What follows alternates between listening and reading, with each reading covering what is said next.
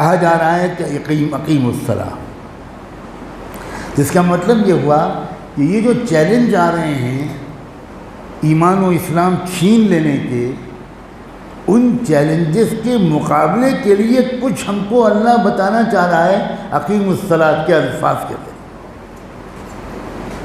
اب پھر میں کہتا ہوں، اللہ قرآن میں وہ الفاظ استعمال کرتے ہیں جو دنیا کے سیاستداں نہیں سمجھ سکتے۔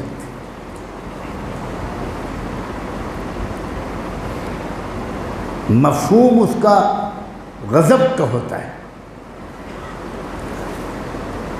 کیونکہ اللہ تعالیٰ کی حکمت یہ ہے کہ جن سے کہہ رہا ہوں وہ سمجھ جائیں۔ آج ہم لوگ کیا کر رہے ہیں کہ وہ الفاظ بولتے ہیں، وہی الفاظ سننا چاہتے ہیں جن سے وہ لوگ چونک جاتے ہیں جو کچھ دن اور نہ چونکیں تو بہتر ہے۔ اب ایک عام ترجمہ کوئی پڑھے گا تو لوگ یہ کہیں گے کہ قرآن یہ کہہ رہا ہے کہ اقیم الصلاۃ، نماز پڑھو، تو لوگ کہیں گے کہ یہ بیچارے ملا لوگ نماز نماز نماز نماز، ان سے تو ہمیں کوئی خطرہ ہے ہی نہیں، ان کے تو گھر جلاؤ، لوٹو، مارو، کچھ کرو، ان کے پاس کیا ہے؟ نماز۔ اچھا ہے وہ یہی سمجھتے رہے، مگر ہم سمجھیں یہی تب گڑبڑ ہے۔ اور چونکہ ہم نے قرآن کی زبان سنی نہیں، سمجھی نہیں ہم، تو مطلب ہی نہیں کسی کو معلوم ہوتا اقیم الصلاۃ کا مطلب کیا۔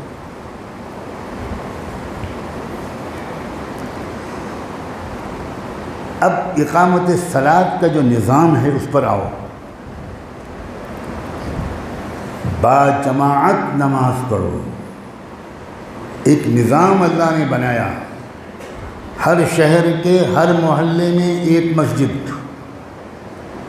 یہ مدینے کا نظام تھا، اور ہر مسجد میں 5 وقت کی نماز با جماعت، اور اس مسجد کا امام محلے کا لیڈر، محلے کا رہبر، محلے کا قائد، یہ ترتیب تھی۔ اور شہر کی ایک مرکزی مسجد بس، جس میں ہر ہفتے پورے شہر کے مسلمان وہاں جمع، اور ہفتے میں ایک مرتبہ لوگوں کو ہدایات دی جائیں، تربیت کی جائے۔ یہ ہے جمعے کا خطبہ۔ ہمارے ہاں جمعے کا خطبہ کیا ہے؟ ہمارے یہاں جمعے کے خطبے میں امام صاحب، خطیب صاحب پڑھتے ہیں اللہم احفظ السلطان۔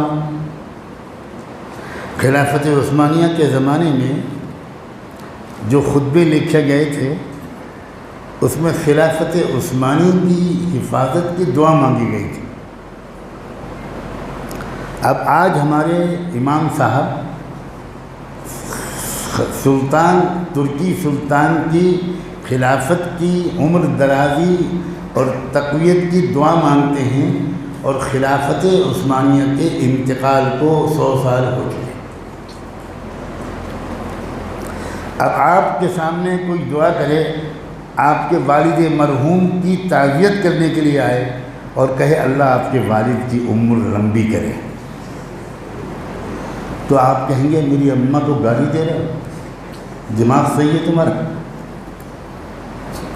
یہ دعا تو سمجھ میں آتی ہے کہ مغفرت کرے، مگر یہ کہ آپ کے والد کی مزید لمبی عمر ہو، تو آپ کہیں گے یا تو تمہارا دماغ خراب ہے، تم 1 بوتل کے بجائے آج 1.5 بوتل پی کے آئے ہو۔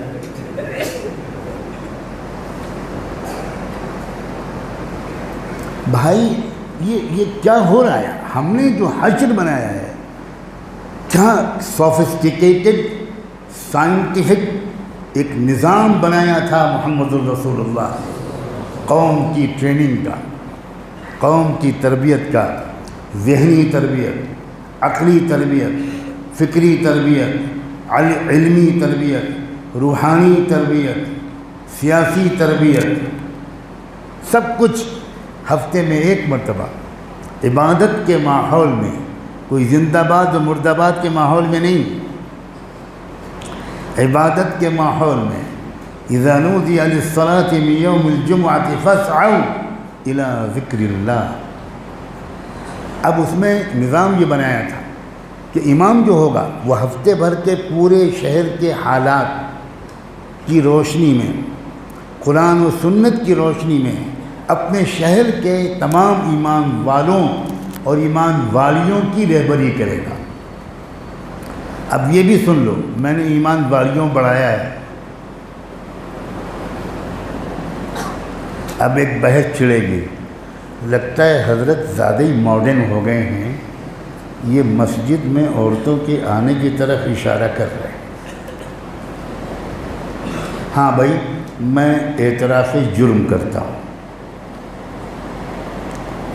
کمال ہے آپ کی عورتیں 2.5 گھنٹے کے میک اپ کے بعد شادی میں جائیں گی تو فتنہ نہیں برپا ہوگا، آپ کی عورتیں شاپنگ کریں گی، بازاروں میں گھومیں گی تو کوئی فتنہ نہیں برپا ہوگا، اور آپ اپنی مسجد کا ایک الگ حصہ عورتوں کے لیے بنوا دیں، آنا الگ جانا الگ راستے سے، مردوں سے کوئی مطلب نہیں، بالکل الگ انٹری اور ایگزٹ، ان کے الگ واش روم، ان کے الگ وضو خانے، اور وہاں وہ عورتیں بھی تربیت لیں، وہ امام کی رہبری سنیں، امام کیا کہہ رہا ہے۔ امام سے مراد یہ 2 رکعت کا امام نہیں، محمد الرسول اللہ نے جو امام بنایا تھا وہ تھا شہر کا قائد، شہر کا رہنما۔ ہم کو سیاسی نوٹنکی بازوں کی ضرورت تب سے پڑی ہے جب سے ہم نے مسجد کو رہنمائی کا اور امام کو رہنما کا منصب دینا چھوڑ دیا۔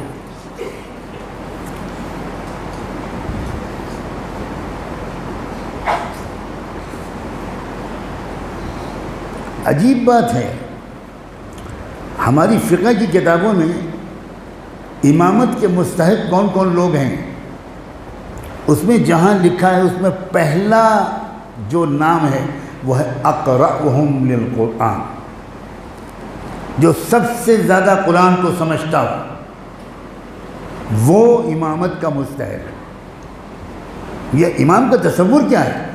امام کا تصور ہے شہر کا قائد، جو جامع مسجد کا امام ہے، اور مسجد محلے کی مسجد کے امام کا مطلب محلے کی مسجد کا رہنما، سارے مسائل محلے والے لے کر اس کے پاس آئیں اور وہ حل کرے گا۔ اگر وہ حل نہیں کر پائے گا تو وہ مرکزی مسجد کے امام سے بات کرے گا۔ اس کا مطلب یہ ہوا کہ اس آیت میں اقامت صلاۃ کے ذریعے امت کو یہ کہا جا رہا ہے کہ روحانی عبادت کے ماحول میں امت کو منظم اجتماعی گروہ بناؤ، یہ ہے مطلب اقیم الصلاۃ۔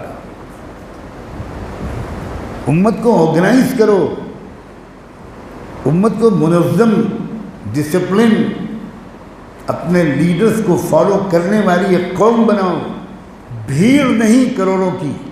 اس وقت ہم کیا ہیں؟ ہم ایک منظم جماعت ہیں یا بھیڑ ہیں؟ اس لیے جو آتا ہے اس کی بات پر ہم تالیاں بجاتے ہیں، یہاں تک کہ جو ہمارے نیتا لوگ ہیں، آج کل افطار پارٹیوں کا زمانہ ہے، تو ہرے اور لال رومال بیچنے والوں کی دکانیں چل گئیں۔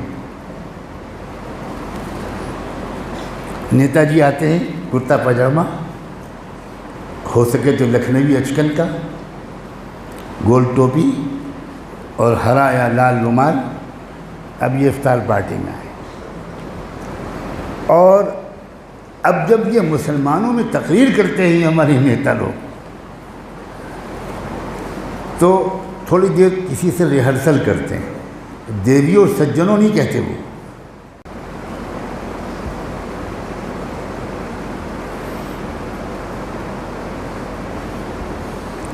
اللہ حضور صلی اللہ علیہ وسلم کا ہر خطبہ جمعے کا تازہ ترین ہدایات پر مشتمل ہوتا تھا۔ تازہ ترین ہدایات۔ اس چھوٹی سی مسجد کے ایک حصے میں خواتین آتی تھیں، آپ نے ان کو آنے دیا، وہ بھی سنتی تھی، وہ ہدایات سنتی تھی، مردوں کے ذریعے ان تک پہنچتی تھی اور وہ خود بھی سنتی تھی۔ یہاں تک کہ عورتوں کو جو اہمیت دی اللہ کے رسول نے، کہ عورتوں نے حضرت ام سلمہ کی قیادت میں ایک وفد لے کر آئیں خواتین اللہ کے رسول کے پاس، اور آ کر کہا کہ ہم لوگ پردے اور حجاب وغیرہ کی وجہ سے آپ کے قریب آ کر استفادہ نہیں کر پاتے، اور ہر وقت ہمارے مرد آپ کی خدمت کرتے ہیں، ہم ان کے بچے پالتے ہیں، ان کے گھر چلاتے ہیں، ان کے گھروں کی حفاظت کرتے ہیں، مگر ہمیں براہ راست آپ کا کچھ خطاب چاہیے۔ تو اللہ کے رسول نے کہا کہ ہفتے میں ایک دن میں خواتین سے بات کروں گا۔ بدھ کا دن مقرر کیا آپ نے، اور ہر بدھ کو آپ الگ خواتین سے بات کرتے تھے۔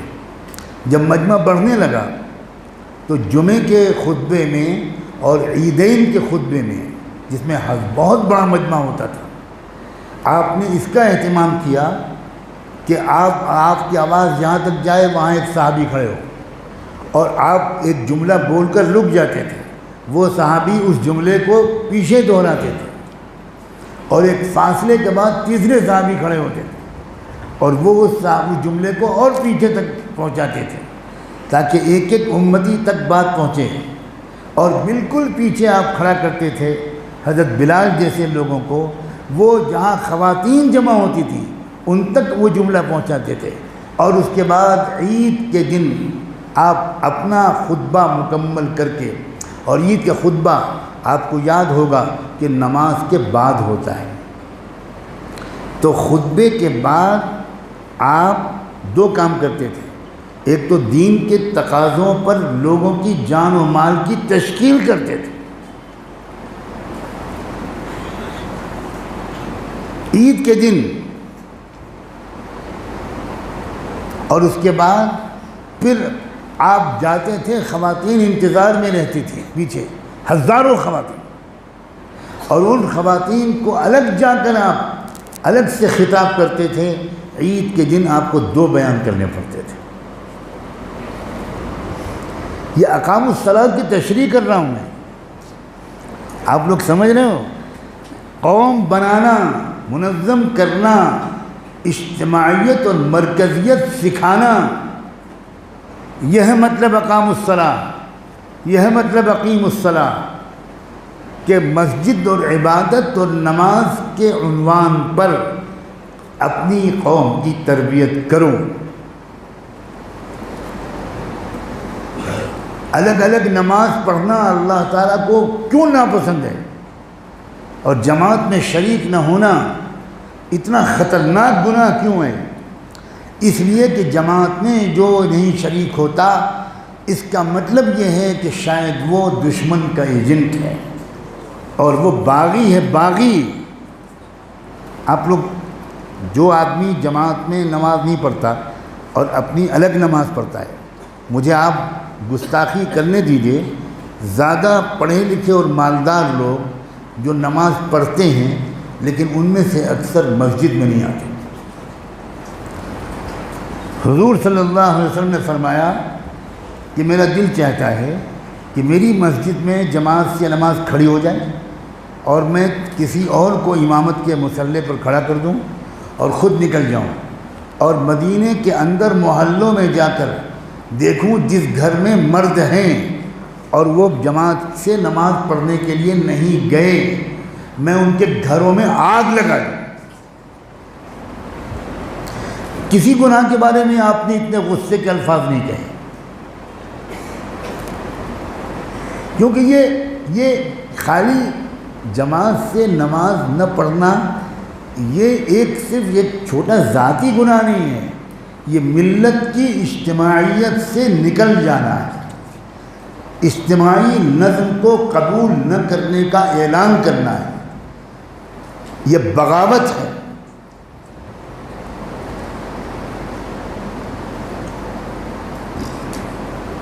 اب آپ خود سوچو، کیا دوبارہ ہم اقامت صلاۃ کا اس قرآنی مفہوم کو زندہ نہیں کر سکتے؟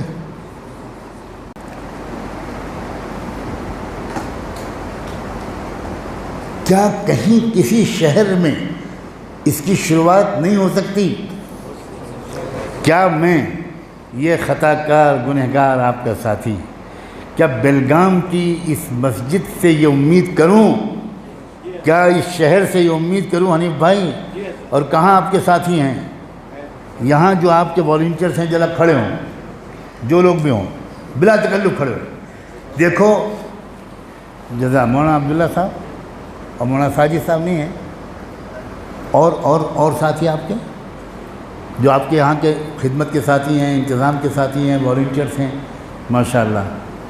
دیکھو یہ مسجد، یہ جگہ عام جگہ نہیں ہے، میں اب تک کہتا نہیں تھا یہ بات، یہ حضرت مولانا محمد منظور نعمانی رحمۃ اللہ علیہ کی خوابوں کی تعبیر ہے،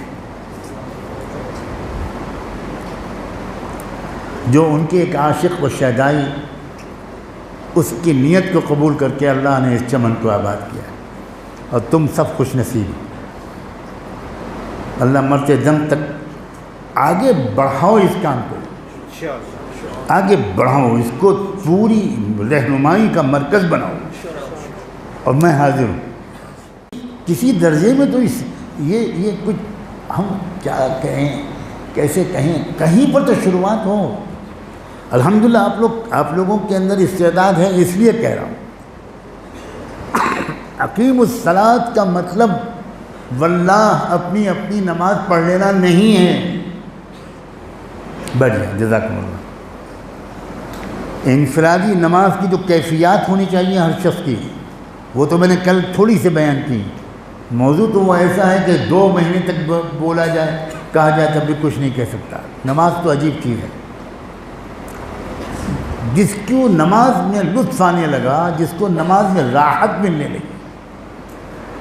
ہمارے حضرت والد صاحب حضرت مولانا ابوالحسن علی ندوی کہتے تھے کہ ہم لوگ حضرت مولانا الیاس رحمۃ اللہ علیہ کے ساتھ سفر میں جاتے تھے، تھک جاتے تھے، لاریوں میں، بیل گاڑیوں میں، دیہاتوں میں، گاؤں میں، میوات کے انٹیریئر علاقوں میں جاتے تھے، تھک کے چور ہو جاتے تھے، اور جی چاہتا تھا جلدی سے جا کے پہلے تھوڑا آرام کر لیں، پھر اٹھ کے تازہ وضو کر کے نماز پڑھیں۔ حضرت مولانا الیاس ہم سب لوگوں سے کو کہتے تھے تھوڑا تھوڑا آپ لوگ سب آرام کر لیجئے، تھوڑا تھوڑا آرام کر لیجئے، مگر حضرت مولانا الیاس خود کیا کرتے تھے؟ نماز کی نیت باندھ کے کھڑے ہو جاتے، اور جب کوئی بہت پوچھتا تھا، کہتا تھا بھائی میں کیا کروں، مجھے میری تکان نماز سے ہی دور ہوتی۔ یہ وہ نماز ہے جو اللہ کے رسول صلی اللہ علیہ وسلم کہا کرتے تھے قرۃ عینی فی الصلاۃ، میری آنکھوں کی ٹھنڈک نماز میں ہے۔ یہ وہ نماز ہے کہ آپ حضرت بلال سے کہتے تھے ارحنا بہا یا بلال، بلال اذان دو، دل کو سکون پہنچاؤ۔ نماز پڑھیں گے تو راحت پہنچے گی۔ میں مانتا ہوں کہ ہم لوگ بہت چھوٹے لوگ، لیکن تمنا تو کرنا چاہیے، دعا تو مانگنی چاہیے، کوشش تو کرنی چاہیے۔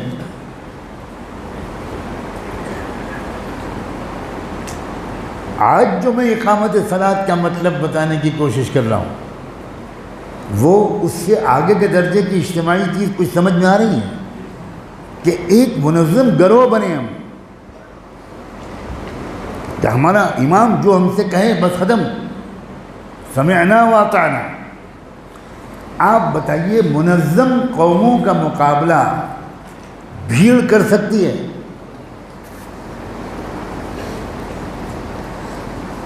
اقلیت اکثریت یہ پاگل پنے کی باتیں ہیں۔ جو منظم ہوگا وہ چاہے جتنی کم تعداد میں ہوگا وہ غالب آئے گا۔ جو منظم نہیں ہوگا، چاہے جتنی دولت اس کے پاس ہو اور چاہے جتنی بڑی اکثریت اس کے پاس ہو، وہ کبھی بھی غالب نہیں آ سکتا۔ تو اب آج یہ ارادہ کرو اب ذرا سطح کو بڑھانے کی ضرورت ہے۔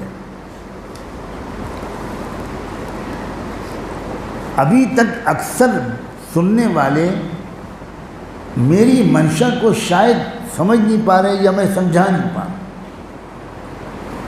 وہی ذہن چلتا ہے کہ بس کچھ اصلاحی باتیں، تھوڑی دیر دعا، کچھ رونا دھونا اور ختم۔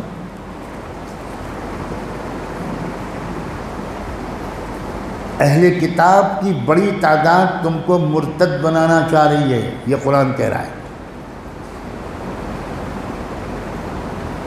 تم کیا کرو؟ اقیم الصلاۃ۔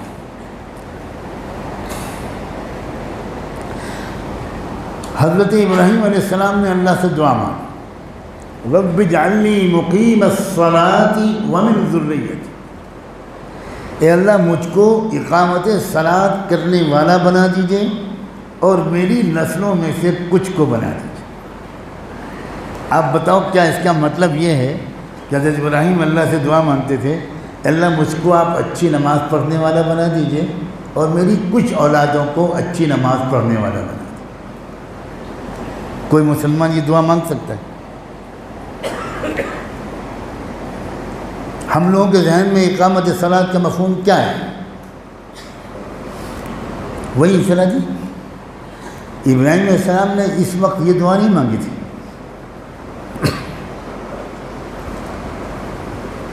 یہ جو انہوں نے فلسطین سے ہجرت کر کے مکے پہنچے وہ، اور اپنی بیوی اور چھوٹے سے بچے کو وہاں چھوڑا اور اللہ سے مانگا کہ ربنا انی اسکنت من ذریتی بواد غیر ذی زرع عند بیتک المحرم ربنا لیقیموا الصلاۃ، اللہ میں اپنے بچوں کو، اپنے جگر کے ٹکڑوں کو، اپنے خاندان والوں کے ایک حصے کو یہاں لا کر میں نے ڈالا ہے اس لیے کہ وہ صلاۃ قائم کریں۔ تو اس کا یہ مطلب اگر تھا کہ وہ نماز پڑھیں تو وہ نماز فلسطین میں بھی تو پڑھ سکتے تھے بھائی، وہ مسجد اقصیٰ میں پڑھ سکتے تھے، یہ یہاں کیوں لائے وہ؟ اس لیے کہ ان کو اللہ نے اشارہ کر دیا تھا کہ عالمی انقلاب کا مرکز مکہ بنے گا، یہاں لا کر بساؤ۔ ربنا لیقیموا الصلاۃ، اللہ میں تو بس اسی لیے آیا ہوں یہاں۔ تو اقامت صلاۃ کا مطلب قرآن میں کہیں انفرادی نماز کو بہتر بنانا ہے اور کہیں اجتماعیت اختیار کرو نماز کے ذریعے سے۔ میں ٹوٹا پھوٹا ایک معمولی سا طالب علم ہوں قرآن مجید کا بچپن سے، اقامت صلاۃ کا اردو میں مفہوم بیان کرنا میرے لیے آج تک دنیا کے سب سے مشکل کام۔ اور حضرت مولانا یوسف صاحب رحمۃ اللہ علیہ حضرت جی وہ ایک لفظ بولتے تھے، میرے ناچیز تعلیمانہ خیال میں اقامت صلاۃ کا اس سے بہتر ترجمہ میرے علم میں اب تک نہیں آیا۔ وہ جو کہتے تھے نماز والی محنت، یہ جو تعبیر ہے نا، یہ بہت زبردست تعبیر ہے، نماز والی محنت۔ خالی نماز نہیں، آپ غور کر رہے ہو کہ نہیں؟ ایک تو ہے نماز اور ایک کیا ہے؟ نماز والی محنت۔ تو سینٹر تھیم جو ہے وہ ہے نماز۔ اب نماز والی محنت، اب جب نماز والی محنت ہوگی تو آپ اپنی سیاسی تحریک بھی چلائیں گے عبادتی رنگ کے ساتھ۔ میری بات سمجھے؟ نہیں لگ رہا ہے سمجھے۔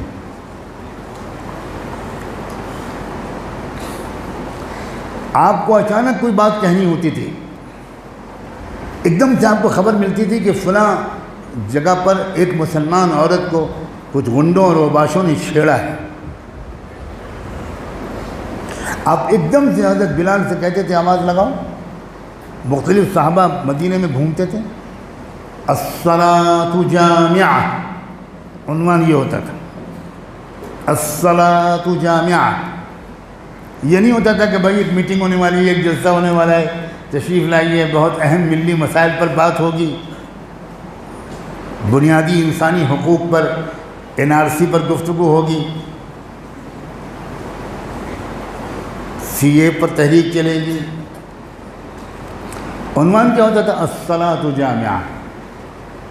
نماز کے عنوان پر آپ صحابہ کو اکٹھا کرتے تھے اور وہاں بات ہوتی تھی متعلقہ مسائل کی۔ تو ہماری جو پوری اجتماعیت ہے وہ دوسری قوموں کی اجتماعیت سے الگ ہے۔ دوسروں قوموں کی اجتماعیت ہو ہلڑ پر مبنی ہے، غنڈہ گردی پر ہے، توڑ پھوڑ پر ہے، اور ایمان والوں کی اجتماعیت اور اجتماعی تحریک بھی عبادتی ماحول میں ہے۔